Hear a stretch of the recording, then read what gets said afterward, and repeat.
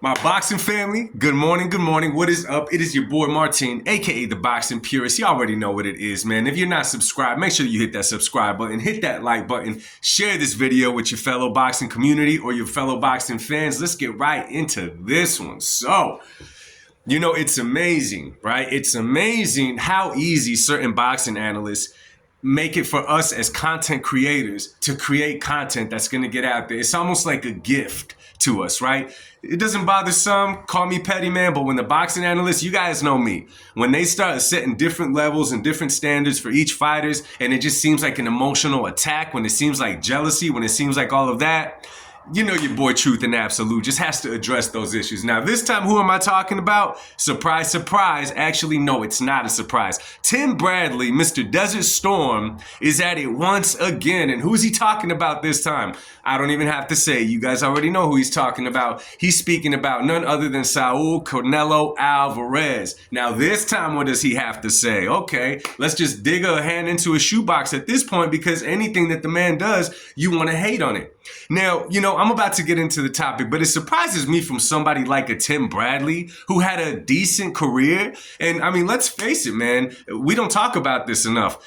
His biggest win was off of a gift, and in my opinion, the biggest robbery in boxing history, the first fight against Manny Pacquiao. It was insane, and I'll be honest with you guys. At that time, I've never been a fan of Manny Pacquiao myself, his fighting style. I give him all his flowers, his props. I don't take anything away. I was just personally never a fan. So at that time when that fight happened, I was rooting against him and I was for Timbradley. And I couldn't even celebrate after they gave the fight to Timbradley because it was so clear. Stevie Wonder could have saw that it was a robbery.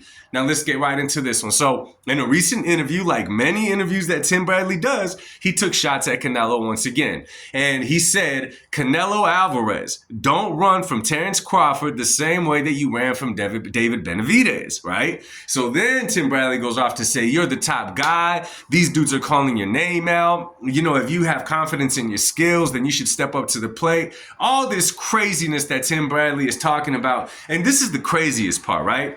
When a lot of us content creators say certain things and it sounds out of line, we only got so much information. We're not in the boxing world like these guys are. You know what I'm saying? We could read articles, we could, take from other creators, we could do all of the above, but we do not sit in the same seat as Timothy Bradley, so we don't got firsthand the idea or really what goes on behind the boxing scenes as far as the business aspect of it goes, as far as what it means to be an A-side, all of the above, right? We don't have that type of info. So when you start talking like Timbradley, and this is a reminder to men, us as men, do not let your emotions control you. You better control them, because then you just simply start sounding like a hater. You simply start sounding like you're jealous. A wise man once said that jealousy is a weak emotion and you got to overcome that. And I agree 100%. So the double standard with the Terrence Crawford fight. See, the David Benavidez fight, at least it made sense because of the size of David Benavidez, right? It made sense because he was fighting at 168. A very big 168 fighter. Nonetheless, he was already in the division, so you could see why people will call for that fight. Now, saying that Canelo ducked Benavidez, that's a whole different story, because when you look at Canelo's resume, to say that Benavidez would be the fighter that he ducked, it just does not quite make sense in there. David Benavidez brings stuff to the table, but in my personal opinion, none of which would really give Canelo Alvarez trouble. There's certain fighters out there that got certain tools in the bag that would give Canelo trouble. But to me, David Benavidez is not one of them. I'm not saying he's not that good, but you guys got to remember that styles make fights. And just because you saw David Benavidez beat the crap out of David Lemieux does not mean that he was going to have that same outcome with the Canelo Alvarez, okay? You got to remember that. That's very important in the sport of boxing, to remember that styles make fights, y'all. So that fight, you could see why they were calling for it. Whatever. David Benavidez, he took the wrong route in trying to land that fight. And I keep saying it, and I'll say it again and again. Had he just stayed busy, kept his mouth shut and not talk crazy, him and his dad talking so disrespectful, There's a difference between talking trash and being disrespectful. Let me give you guys an example. You could be playing a game of basketball, right? You could be playing a game, at your local playground, at the rec or whatever, and you could be, talking trash, so to speak, Ooh, I got you on that one. Where you at? Where you at? Certain things like that, that's cool on the sport. But once you start talking about, you're not really that good.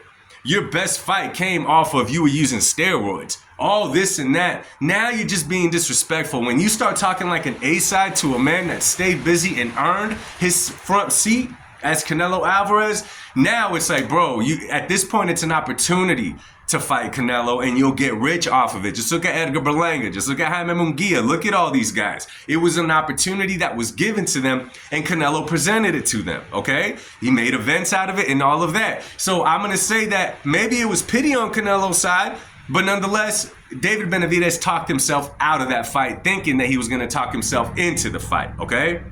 Y'all got to remember Canelo's character. He doesn't carry himself like a thug. He doesn't carry himself like a street guy. He carries himself with class, and that is never, ever, okay? Go try to land a business deal with some high CEO by talking trash to him, by disrespecting him. It's not going to happen. They're in the A side. They bring everything to the table. You do not. So now moving on to Terence Crawford. Once upon a time, it was just talked about because, you got Terence Crawford, who's a name in the sport, right? He had just beaten Spence. Now you got Canelo Alvarez, their names, but they are weight classes apart, and there are weight classes for a reason. Do you imagine, okay, and maybe Canelo will take the fight. Who knows? I personally hope he doesn't. But let's say he takes the fight. What's the first thing that people are going to say? You took the fight with a smaller guy, but you didn't want to fight the bigger Benavidez. Punk move, punk move, punk move. Let's say he wins that fight. Oh, yeah, you're picking on small guys. Why don't you step up to the plate? Why don't you step up to the plate? Like if he hasn't been fighting guys that are bigger than him for the past few years, right? Let's say he loses to Bud Crawford for some crazy reason, okay? See, Canelo was never that good. He was only cherry picking. That's the only time that he looked good. He finally fought an elite fighter and he beat Canelo. It's a lose-lose for Canelo. And Timothy Bradley, being a part of the boxing game, knows that. At this point, he's just speaking out of his butt, and it's a jealous talking, and it's sad because you're going to end up just like Paulie Malignaggi having to hop on one of these content creators' channel because you're going to get booted off your panel because you sound like a clown, right? And let's make sure this video goes out. I would love for Timothy Bradley to see this video. So, no, Canelo Alvarez is not running from David Benavidez. No, he is not running from Terence Crawford. He's not running from none of these guys. Like, I don't know why it's so hard for a lot of people to understand the seat that Canelo is sitting at now. It's the same, and I'm going to say it, when Floyd Mayweather had already done his career, when he had already accomplished everything. At the end, people just still wanted him to fight guys that could possibly beat him. They still wanted to be the next guy, the next guy, the next guy. They just wanted to see him lose. Your emotions are not letting you see that, and it's sad to see it among so many boxing experts in the game because they're speaking out of emotion. They're not speaking factual. You know what I'm saying? That kind of stuff bugs me. So once again, Timbradley, stop chopping away at your own legacy. Stop chopping at your own legacy as a boxing analyst, because pretty soon we're going to take you as a joke for everything you say. If you're going to talk like this, then talk like this about all the fighters that get called out by other fighters and hold them to the same standard, and stop only doing it to Canelo Alvarez. You sound like a clown. Anyway, y'all, drop a comment down below, man. Let me know what you guys think of his latest comments. Maybe you agree with him, maybe you don't. Either way, I would love to talk about it. Much love to y'all. God bless y'all. I'll see you on the next one. Peace.